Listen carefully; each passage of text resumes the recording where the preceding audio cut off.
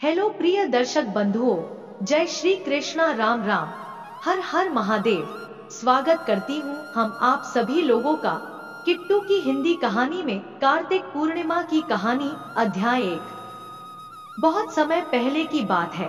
भारत के एक छोटे से गांव में एक धर्मनिष्ठ ब्राह्मण परिवार रहता था। इस परिवार में एक साधु बाबा भी रहते थे, जो भगवान विष्णु के परम भक्त थे।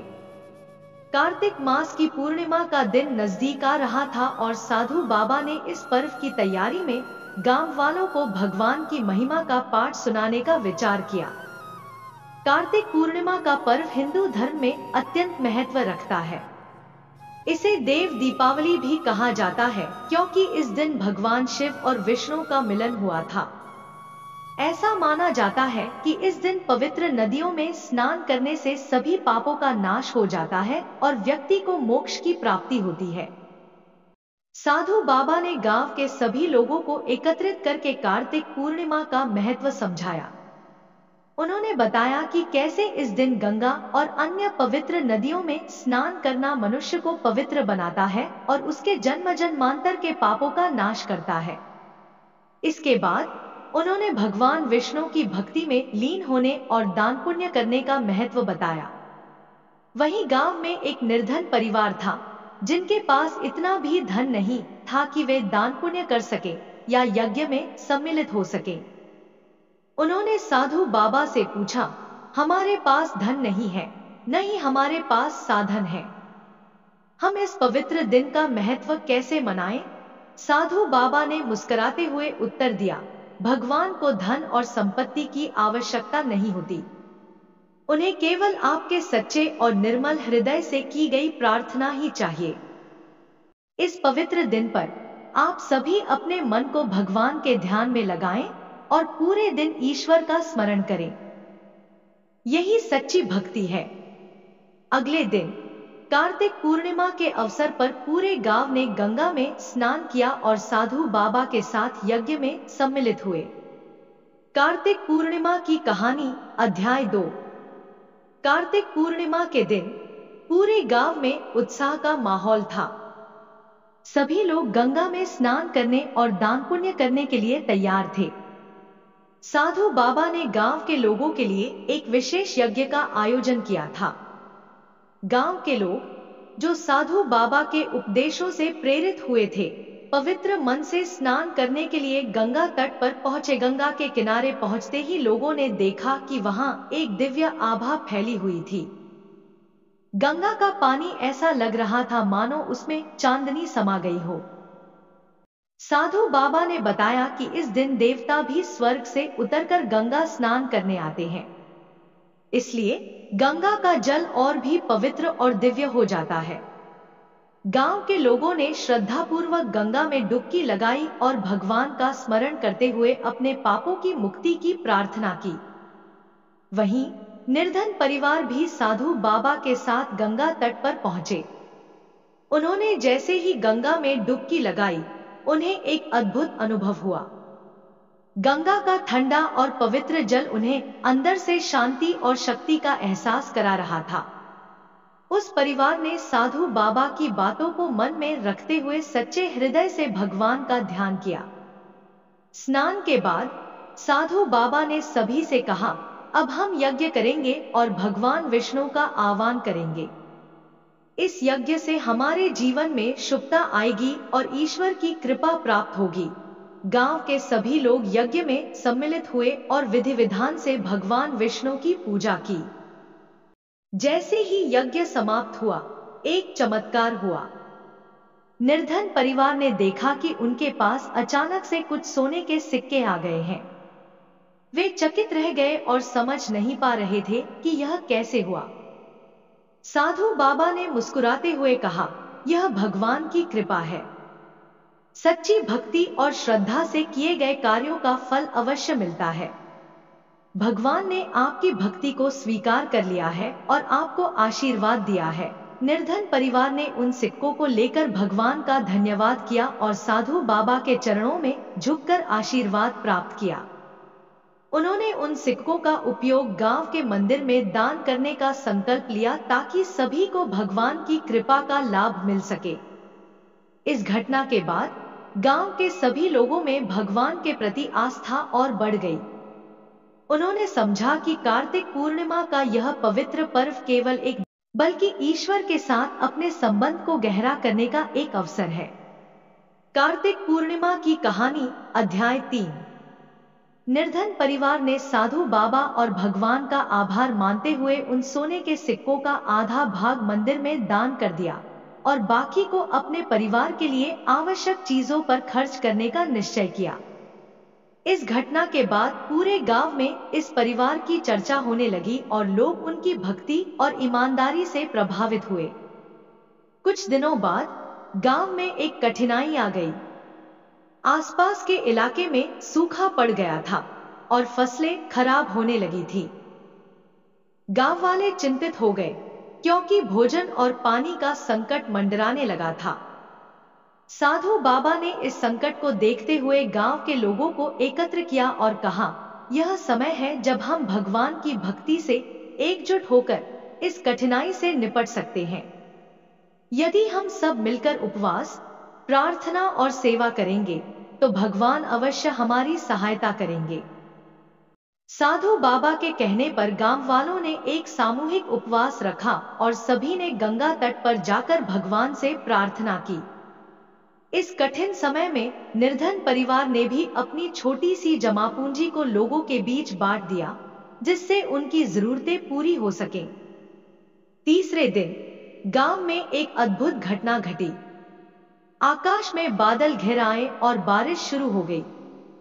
गांव के लोगों ने खुशी खुशी बारिश का स्वागत किया क्योंकि इससे उनकी फसलें और जलाशय पुनः भरने लगे।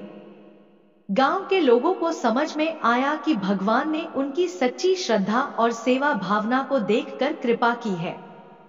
इसके बाद गांव में समृद्धि और शांति लौट आई। साधु बाबा ने गांव वालों को आशीर्वाद देते हुए कहा, भगवान सच्चे मन से की गई प्रार्थना को हमेशा सुनते हैं। इस कार्तिक पूर्णिमा के पर्व ने हमें सिखाया कि सच्ची श्रद्धा, सेवा और एकजुटता से हम किसी भी कठिनाई का सामना कर सकते हैं। निर्धन परिवार का जीवन इस चमत्कार के बाद पूरी तरह बदल गया। उन्होंने उस समय को भगवान का उपहार मानकर भक्ति के मार्ग पर चलने का संकल्प लिया। इस तरह कार्तिक पूर्णिमा के इस पर्व ने पूरे गांव को एकता, भक्ति और दान पुण्य का महत्व सिखाया। कार्तिक पूर्णिमा की कहानी, अध्याय 4। गांव में सुख शांति लौट आई थी और सभी लोग भगवान के प्रति गहरी आस्था और श्रद्धा से भर गए थे। निर्धन परिवार अब ईश्वर के प्रति अपनी भक्ति में लीन रहता और गांव के अन्य लोग भी सेवा, दान और प्रार्थना का पालन करने लगे। साधु बाबा ने देखा कि पूरे गांव में सकारात्मक परिवर्तन आ रहा है। लोग आपसी झगड़े और ईर्ष्या को त्याग कर एक दूसरे की मदद करने में आनंद महसूस करने लगे थे। इस दौरान साधु बाबा ने गांव के लोगों को एक और महत्वपूर्ण सीख देने का निश्चय किया। उन्होंने गांव वालों को एकत्र किया और कहा, सिर्फ कार्तिक पूर्णिमा ही नहीं बल्कि हर दिन को पवित्र मानकर हमें अपने जीवन में भक्ति, सेवा और करुणा का पालन करना चाहिए। भगवान का आशीर्वाद हमेशा उनके पास रहता है जो सच्चे दिल से दूसरों की भलाई करते हैं। साधु बाबा की इन बातों से प्रेरित होकर गांव वालों ने हर महीने के पूर्णिमा के दिन को सेवा और भक्ति का दिन मान लिया। वे मिलकर यज्ञ, दान पुण्य और जरूरतमंदों की सहायता करने लगे। धीरे धीरे इस गांव की भक्ति और एकता की कहानी दूर दूर तक फैलने लगी और आसपास के गांवों के लोग भी इस गांव का उदाहरण मानकर सेवा और भक्ति के मार्ग पर चलने लगे। निर्धन परिवार ने साधु बाबा की शिक्षाओं से प्रेरित होकर अपने जीवन का उद्देश्य सेवा और दान में लगा दिया। गांव में कोई भी भूखा नहीं रहता था और सबकी जरूरतें पूरी होती थी। साधु बाबा का यह गांव एक आदर्श स्थान बन गया, जहां लोग आपसी प्रेम, सहयोग और भक्ति का पालन करते थे। कुछ वर्षों बाद साधु बाबा ने इस दुनिया को त्याग कर समाधि ले ली, लेकिन उनकी शिक्षाएं और उपदेश गांव के लोगों के दिलों में हमेशा के लिए बस गए। कार्तिक पूर्णिमा का यह पर्व इस गांव में हर साल धूमधाम से मनाया जाने लगा और लोग इस दिन को साधु बाबा के आशीर्वाद के रूप में मानते रहे। इस प्रकार कार्तिक पूर्णिमा का यह पर्व न केवल एक धार्मिक उत्सव बना, बल्कि पूरे गांव में एकता, प्रेम, सेवा और भक्ति का प्रतीक बन गया। गांव वालों ने साधु बाबा की शिक्षाओं का पालन करते हुए अपने जीवन को खुशहाल बना लिया और एक आदर्श समाज की स्थापना कर दी। कार्तिक पूर्णिमा की कहानी, अध्याय 5। साधु बाबा के समाधि लेने के बाद गांव वाले उनके दिखाए मार्ग पर निरंतर चलते रहे। उनकी शिक्षाओं का पालन करते हुए गांव के लोग सेवा, भक्ति और परोपकार में लगे रहते। कार्तिक पूर्णिमा का पर्व अब गांव का सबसे पवित्र और महत्वपूर्ण दिन बन चुका था। हर साल इस दिन गांव में एक विशाल यज्ञ का आयोजन होता, जिसमें आसपास के गांवों से भी लोग सम्मिलित होते थे। इस पर्व से प्रभावित होकर एक दिन राज्य के राजा ने गांव का दौरा करने का निश्चय किया। राजा ने गांव में पहुंचकर देखा कि साधारण से दिखने वाले इस गांव में कैसी अद्भुत शांति और समृद्धि है। हर व्यक्ति के चेहरे पर संतोष और आनंद का भाव था और चारों ओर एक सकारात्मक ऊर्जा फैली हुई थी। राजा ने गांव वालों से इसका रहस्य जानना चाहा। गांव वालों ने राजा को साधु बाबा की शिक्षाओं के बारे में बताया कि कैसे उनकी भक्ति, सेवा और एकता की शिक्षा ने पूरे गांव का जीवन बदल दिया। राजा यह सुनकर अत्यधिक प्रभावित हुए और उन्होंने गांव वालों से आग्रह किया कि वे इस आदर्श को पूरे राज्य में फैलाने में उनकी मदद करें। राजा ने गांव वालों से प्रेरित होकर पूरे राज्य में हर पूर्णिमा को एक दिन सेवा और दान का पर्व घोषित कर दिया।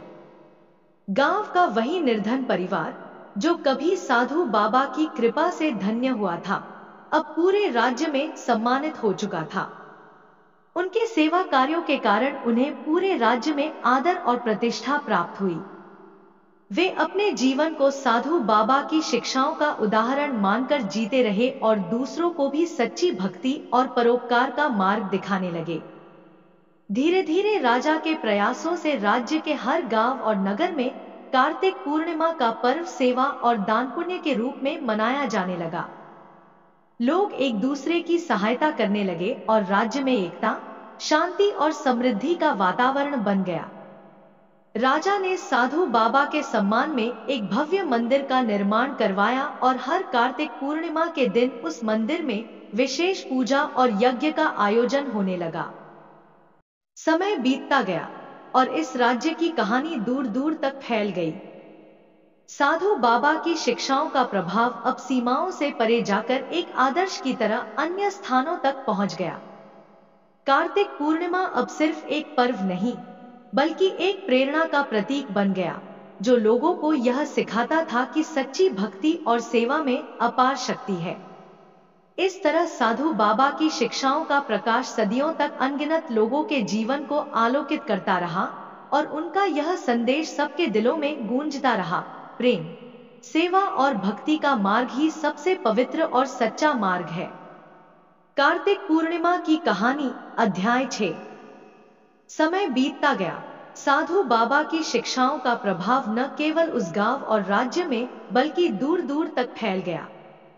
राजा द्वारा बनवाए गए मंदिर में हर साल कार्तिक पूर्णिमा के दिन एक विशाल उत्सव मनाया जाने लगा। मंदिर अब एक पवित्र तीर्थ स्थल बन गया था, जहां भक्तजन भगवान की भक्ति में लीन होकर जीवन को बेहतर बनाने की प्रेरणा पाते थे। वहीं उस गांव का निर्धन परिवार, जो साधु बाबा के आशीर्वाद से संपन्न हुआ था, गांव में सेवा कार्यों में अग्रणी बना रहा। अब उनके बच्चे बड़े हो चुके थे और उन्होंने भी साधु बाबा के दिखाए मार्ग को अपनाते हुए अपना जीवन समाज सेवा में समर्पित कर दिया था। वे गांव के हर जरूरतमंद की मदद करते, बच्चों को पढ़ाई में सहायता करते और बुजुर्गों की देखभाल करते। धीरे धीरे इस परिवार की सेवा भावना के कारण उन्हें पूरे राज्य में आदर के साथ देखा जाने लगा।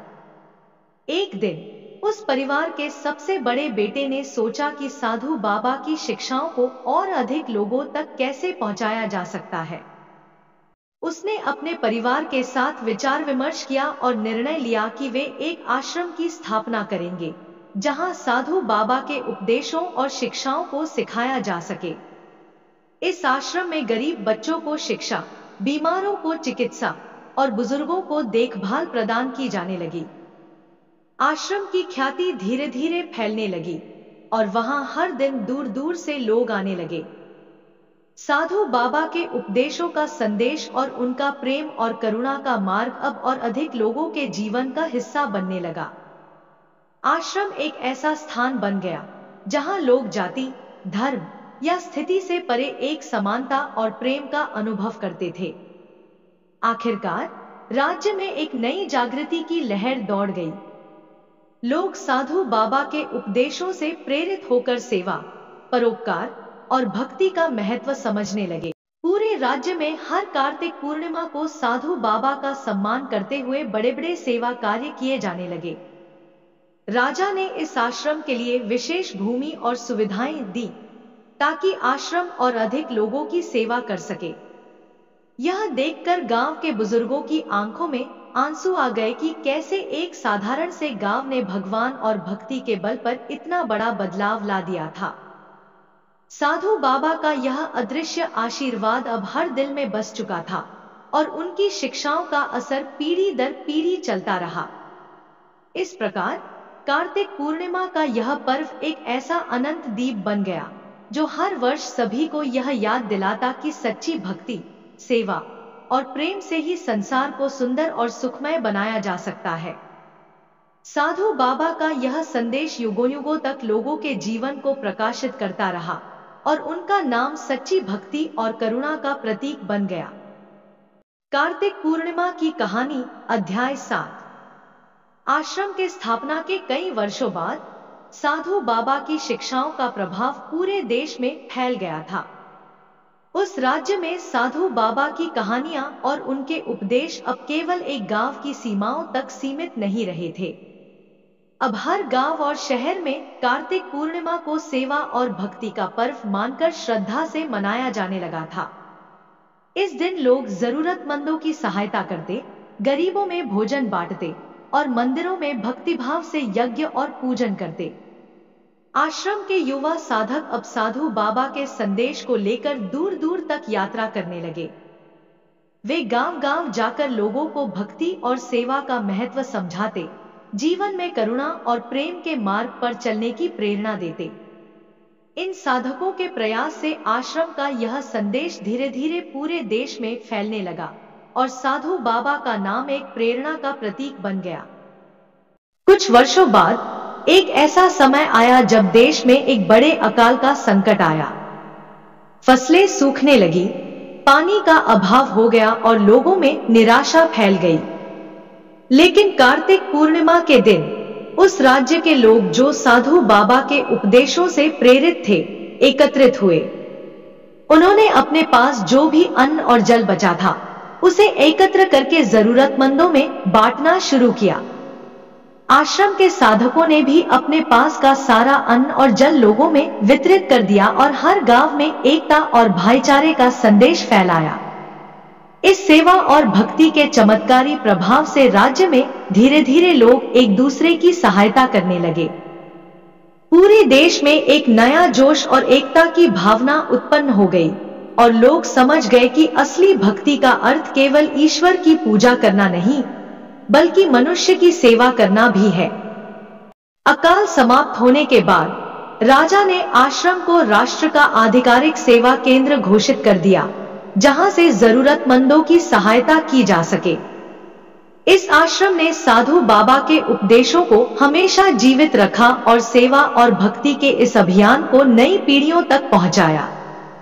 इस प्रकार साधु बाबा की शिक्षाएं, उनका प्रेम, करुणा और सेवा का संदेश एक सजीव आदर्श बन गया, जिसने लाखों लोगों के जीवन में बदलाव लाया।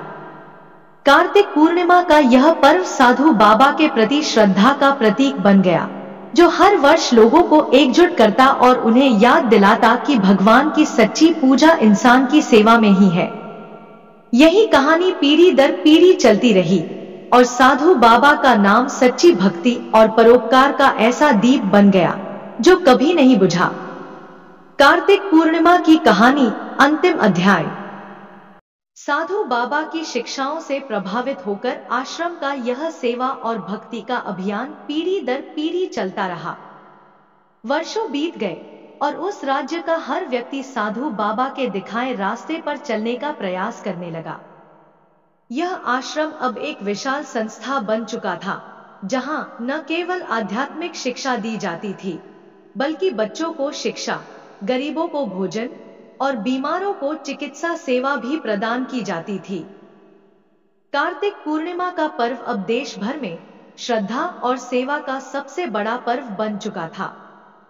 इस दिन सभी लोग अपने अपने गांवों और नगरों में सामूहिक सेवा कार्य करते, गरीबों की सहायता करते और जरूरतमंदों में दान करते। लोग इस दिन को साधु बाबा के आशीर्वाद के रूप में मानते और यह प्रण लेते कि वे सच्चे मन से एक दूसरे की सहायता करेंगे। एक दिन साधु बाबा की शिक्षाओं से प्रेरित एक युवा साधक ने एक नई पहल की। उसने एक संदेश फैलाया कि सेवा और भक्ति के इस मार्ग को केवल अपने देश तक सीमित न रखें, बल्कि इसे दुनिया भर में फैलाएं। यह संदेश तेजी से फैलने लगा और कई देशों में लोग आश्रम के इस अभियान में जुड़ने लगे।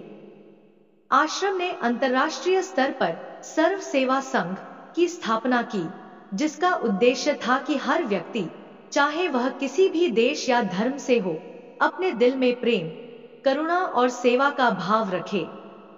धीरे धीरे यह अभियान पूरी दुनिया में फैलने लगा। अलग अलग देशों में लोग कार्तिक पूर्णिमा के दिन एकजुट होकर गरीबों की सेवा करने लगे। कई जगहों पर आश्रम की शाखाएं खुल गईं, जहां साधु बाबा की शिक्षाओं को पढ़ाया जाता और जीवन में भक्ति, प्रेम और परोपकार के महत्व को समझाया जाता। साधु बाबा का नाम अब केवल एक व्यक्ति का नाम नहीं, बल्कि एक विचारधारा का प्रतीक बन चुका था। वह विचारधारा जिसने दुनिया को यह सिखाया कि सच्ची भक्ति का अर्थ केवल पूजा अर्चना नहीं है, बल्कि ईश्वर का साक्षात्कार हर जीव की सेवा में है। उनके संदेश ने लाखों लोगों के जीवन को रूपांतरित किया और एक ऐसे समाज का निर्माण किया जो एकता, प्रेम और परोपकार की भावना से भरा हुआ था। इस प्रकार साधु बाबा की शिक्षाएं एक अमर धरोहर बन गईं, जो हर वर्ष कार्तिक पूर्णिमा पर लोगों को प्रेरित करती रहीं। उनके जीवन की यह गाथा, उनकी साधना और उनके उपदेश समय के साथ और भी गहरे होते गए और वे युगों युगों तक एक दीप की तरह जलते रहे, जो अंधकार में प्रकाश और निराशा में आशा का संदेश देता रहा। इस प्रकार साधु बाबा की कहानी समाप्त नहीं हुई, बल्कि उनके विचार और उनकी शिक्षा अनंत काल तक जीवित रहे और उनका आशीर्वाद पूरी मानवता पर सदैव बना रहा। कहानी का अंत। कई वर्षों के बाद साधु बाबा की शिक्षाओं का प्रभाव पूरी दुनिया में फैल चुका था। उनकी शिक्षाओं से प्रेरित होकर लोग सेवा, प्रेम और भक्ति के मार्ग पर चलने लगे थे। कार्तिक पूर्णिमा अब न केवल एक पर्व था, बल्कि एक वैश्विक दिवस बन गया था, जिस दिन लोग अपने जीवन में सेवा और परोपकार का संकल्प लेते और दूसरों की मदद करते। हर कार्तिक पूर्णिमा पर साधु बाबा के आश्रम में एक विशाल सभा होती, जिसमें दुनिया भर से लोग एकत्रित होते। इस सभा में हर कोई अपनी अपनी सेवा यात्राओं के अनुभव साझा करता, एक दूसरे को प्रेरणा देता और साधु बाबा के प्रति अपनी श्रद्धा व्यक्त करता। आश्रम अब एक अद्वितीय तीर्थ बन चुका था, जहां लोग आकर शिक्षाओं का सार समझते और अपने जीवन में उतारते।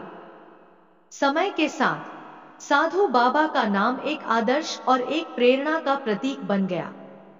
उनकी कहानी अब केवल एक प्राचीन कथा नहीं, बल्कि एक जीवंत प्रेरणा बन चुकी थी, जो हर वर्ष हर पीढ़ी को यह याद दिलाती कि सच्ची भक्ति ईश्वर में ही नहीं, बल्कि हर जीव की सेवा में निहित है।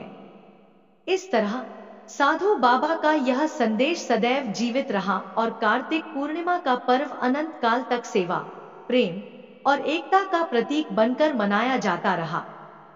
साधु बाबा की कहानी कभी समाप्त नहीं हुई, बल्कि अनगिनत दिलों में, विचारों में और सेवा के कार्यों में सदैव जीवित रही।